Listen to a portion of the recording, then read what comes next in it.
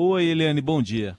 Bom dia, Raíssen, Carolina, ouvintes. Bom dia, Eliane. Dia de Jogo do Brasil e dia depois de uma decisão importante do ministro Alexandre de Moraes e uma multa no valor de 22 milhões paga, ou que deve ser paga pelo partido, que também tinha esse número 22 representado nas urnas. É verdade, Carolina. O Alexandre de Moraes não brinca em serviço e é rápido no gatilho. Né? O presidente do PL, Valdemar Costa Neto, veio com aquela história de que, olha, 250 mil urnas não tinham registro, sabe, uma coisa sem pé nem cabeça, e apresentou aquilo. Aí o Alexandre de Moraes rapidamente já deu um checkmate. Ah, é? Ah, tá. Se vale para o segundo turno, vale para o primeiro turno. E aí o PL, o partido do Valdemar, ele tinha elegido no primeiro turno 99 deputados, a maior bancada da Câmara a partir do ano que vem. Né? 12 senadores, 2 governadores.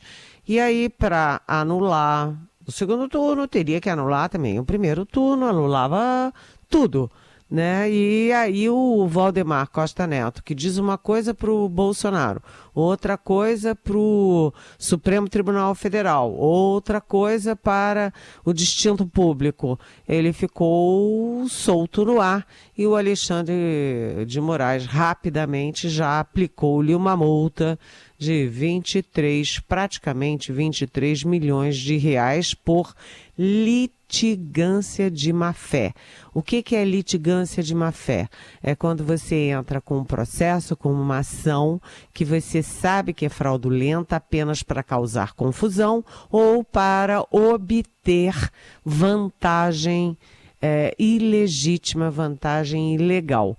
Então, o feitiço virou contra o feiticeiro. Em vez de atacar as urnas e as eleições, agora o Valdemar Costa Neto virou alvo da justiça. A única coisa criticável nessa história é que quem vai pagar os 23 milhões de multa é o PL. E o PL paga com o fundo partidário. E quem paga o fundo partidário é você, Carolina Ercolim, é você, Raíssen Abac, é você, nosso ouvinte. Então, foi uma brincadeira que custou caro, com o único objetivo de agradar o Jair Bolsonaro e manter essas pessoas malucas, insanas, no meio da rua, ajoelhadas, rezando, sei lá, para o extraterrestre, não sei o quê, em nome de Deus, pátria e família. Duvido que Deus, pátria e família concordem com esse tipo de coisa. Aliás, ontem viralizaram na internet 2 momentos trágicos, macabros dessa coisa aí de bloquear a estrada em nome de sei lá o quê. Um foi quando um pai desesperado, depois de 2 horas esperando para passar numa estrada, ele gritava: meu filho vai perder o olho se não for chegar no médico, meu filho vai perder o olho, vai ficar cego. E os caras diziam: então pega um avião, aqui não vai passar, vai a pé. Esse foi um dos momentos. O outro momento foi de uma moça, né, desesperada porque a mãe dela estava morrendo e ela ia perder as condições de se despedir, de acompanhar os últimos suspiros da mãezinha dela. Então, essas coisas, gente, isso não pode ficar barato. E o Alexandre de Moraes está aí para não deixar barato, viu? Muito bem, vamos acompanhar agora esse pagamento, como é que vai se dar.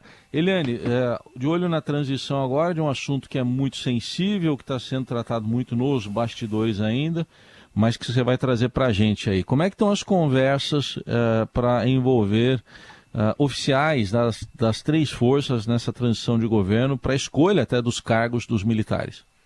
Olha, tá assim, né? Todas as equipes de transição já foram formadas, menos a equipe de defesa, né? Porque tem muita gente nas Forças Armadas que está aliviada, né?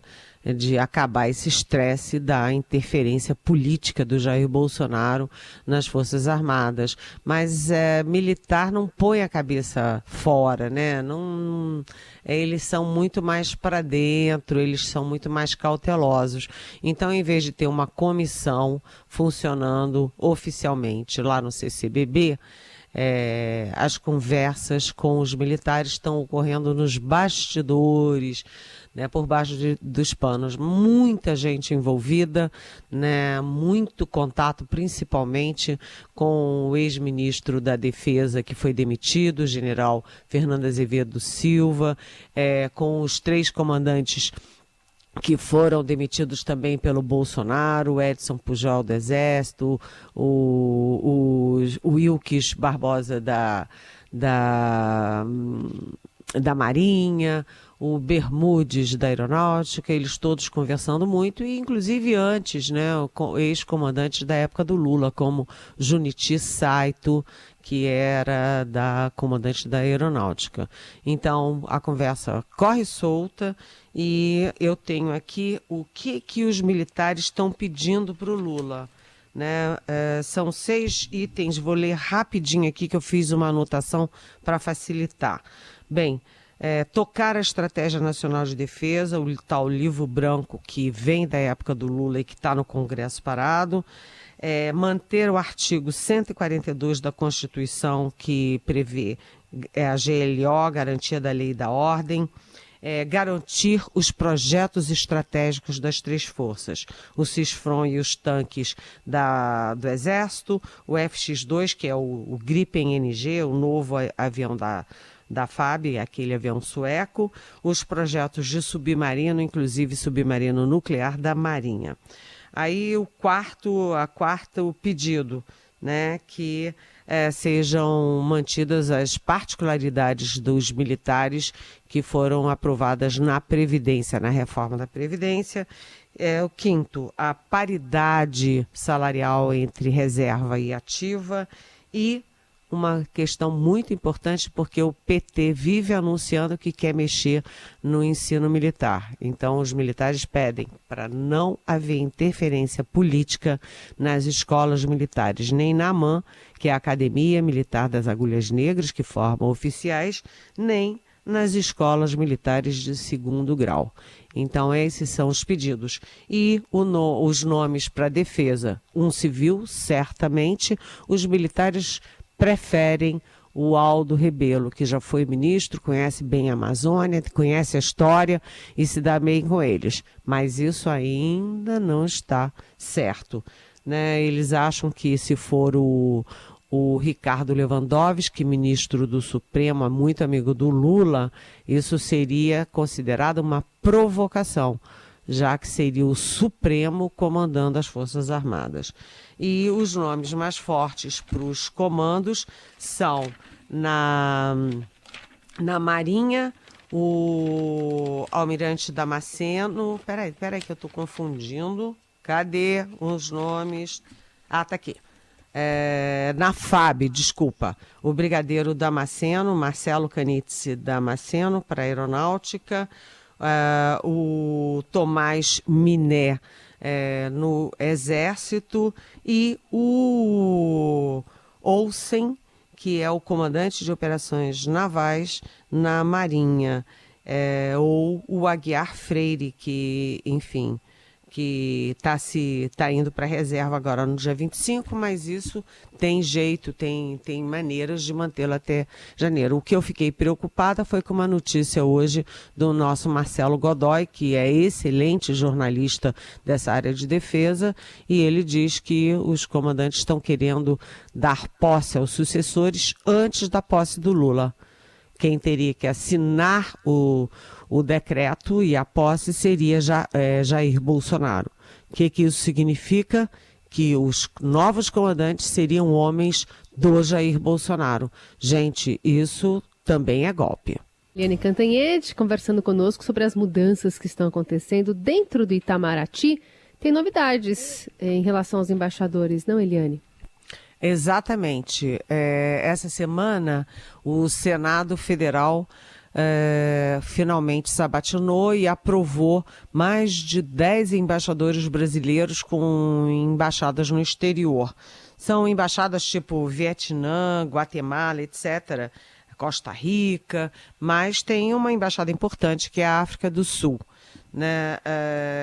Agora, houve um acordão entre a equipe do Lula, a cúpula do Senado e a própria cúpula do Itamaraty para não aprovar ainda, né, os indicados para o Vaticano, a Argentina e a Itália. Por quê? Porque são cargos muito, enfim, estratégicos para o Brasil, para o governo Lula. A gente sabe que o Lula dá uma importância enorme à política externa, à recolocação do Brasil no mundo, e aí foi tudo negociado e eles deixaram de fora. Mas ontem aconteceu uma novidade, uma surpresa, que saiu no Diário Oficial da União, o próprio Bolsonaro, retirando o nome do embaixador Aquiles Emílio Zaluar Neto para o Vaticano. E o Aquiles Emiliano Zaluar Neto, ele já tinha sido, inclusive já tinha tido o agremã do Vaticano, já tinha sido aprovado pelo Vaticano, e o próprio Bolsonaro retira o nome dele, a nomeação dele. Soou estranho, soou esquisito, porque qual é o objetivo disso, né? A suposição é de que o Bolsonaro tenha tido alguma conversa com representantes do Vaticano ou da CNBB pedindo a ele para retirar, porque é claro que interessa ao Vaticano ter algum embaixador próximo do Lula representando o Brasil lá. Agora, o Aquiles Emílio Zaluar Neto, ele é o chefe de gabinete do atual ministro, do Carlos França, então ficou uma dúvida no ar. Por que que o Bolsonaro fez isso? Agora, outra novidade importante do Itamaraty, atenção, é que o boletim interno de quarta-feira publica o fim da licença da embaixadora Maria Luísa Viotti. Maria Luísa Viotti, que foi embaixadora na ONU em Nova York, que foi embaixadora na Alemanha, e foi uma das embaixadoras mais próximas do Celso Amorim no governo Lula, ela simplesmente suspendeu a licença e voltou ativa. Isso criou no Itamaraty a sensação de que está decidido Fernanda Haddad para chanceler e Maria Luísa Viotti para secretária-geral, o segundo cargo na hierarquia do Itamaraty.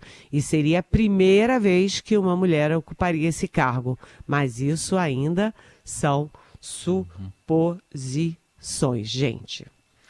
Aguardemos então. Eliane, e agora para fechar, a gente fala de uma movimentação importante lá no Congresso, na Câmara, entre União Brasil e PP, para fortalecer Arthur Lira. No que isso impacta aí na transição e para o futuro governo Lula? Pois é aquela história, né? O União Brasil é um partido forte, O Lula não fez movimentos em direção ao União Brasil. Você vê que no Conselho Político tem lá o PSD, tem lá o Cidadania, enfim, eles avançaram ali pelo centro, o MDB, mas não tem União Brasil. E é melhor ter União Brasil a favor do governo Lula do que na oposição ao governo Lula. Mas a União Brasil se une ao PP do Centrão para apoiar o Arthur Lira, a reeleição do Arthur Lira para a presidência da Câmara em fevereiro. O que significa isso, gente?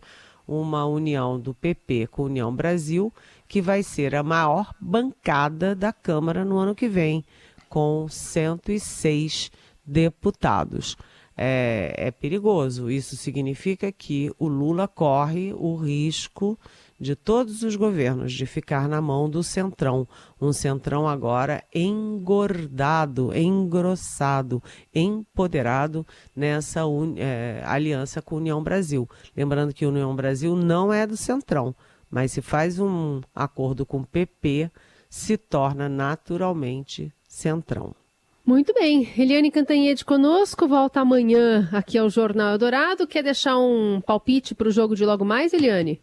Nossa, gente, eu vou confessar para vocês rapidinho que eu nem tenho conseguido acompanhar a Copa, né? Eu só tenho visto uma zebra atrás da outra, né? Isso tá dominando mesmo, essa é a parte importante. Uma zebra atrás da outra. É zebra, é protesto, é virada, né? Vitória de virada.